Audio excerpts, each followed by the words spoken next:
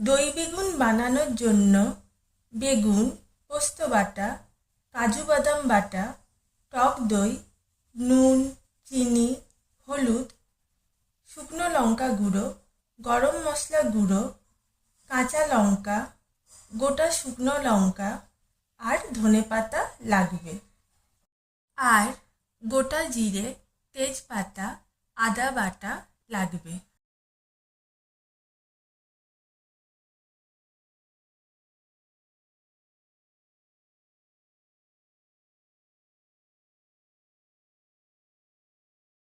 দই বেগুন বানানোর জন্য প্রথমে বেগুনগুলো চাকা চাকা করে কাটতে হবে। তারপর বেগুনে নুন, হলুদ, চিনি দিয়ে মেখে নিতে হবে। নুন, চিনি দিয়ে টক দইটা ফেটিয়ে রাখলাম।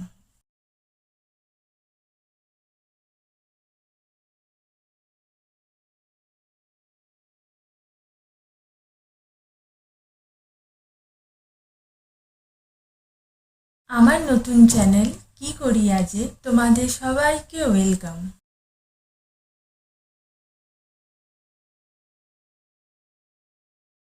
এরপর ফ্রাইং প্যানে সর্ষের তেল দিয়ে বেগুনগুলো ভেজে তুলে নিতে হবে।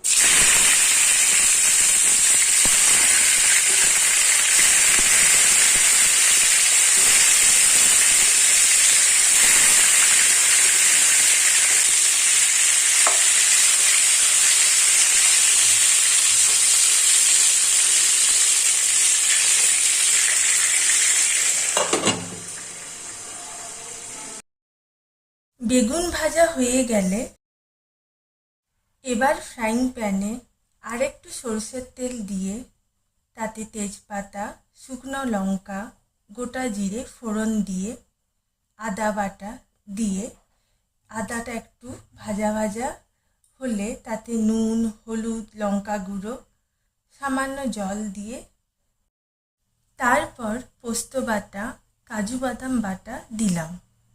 একটু সামান্য জল দিয়ে মশলাটা কষতে হবে। মশলাটা কষা হলে নুন, চিনি দিয়ে ফেটিয়ে রাখা টক দই দিতে হবে। সামান্য একটু জল দিলাম। আর জলটা ফুটতে উঠলে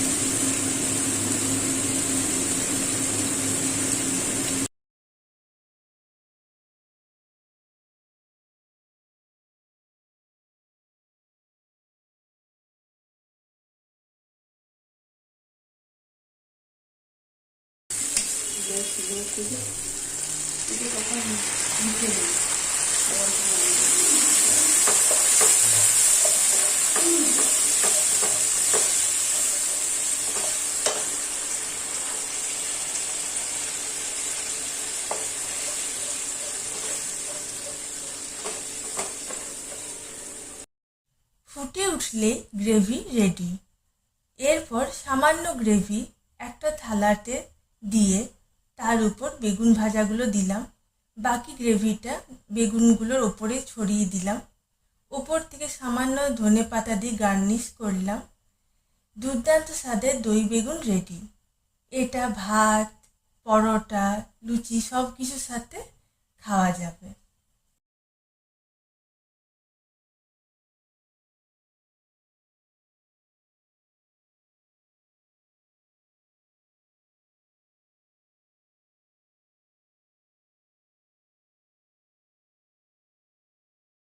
এটা সম্পূর্ণ নিরামিষ একটা রেসিপি। এটা পেঁয়াজ রসুন ছাড়া, তাই উপোসের দিনেও খাওয়া যায়।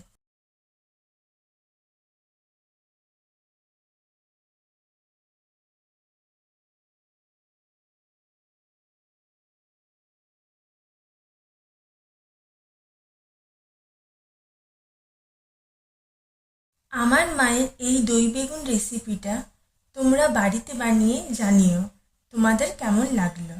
Thank you.